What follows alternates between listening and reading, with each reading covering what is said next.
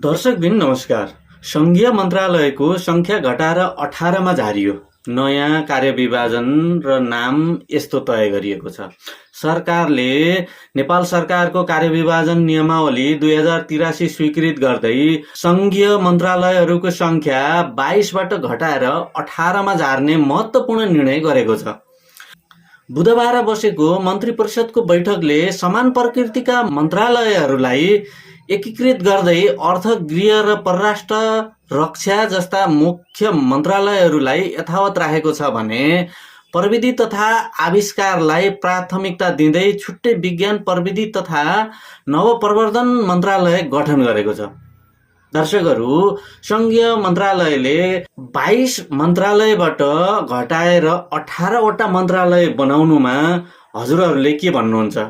कृपया कमेन्ट बक्समा गएर आफ्नो धारणा लेखिदिनु होला र हामीलाई फलो गर्न नभुल्नुहोला। नमस्कार।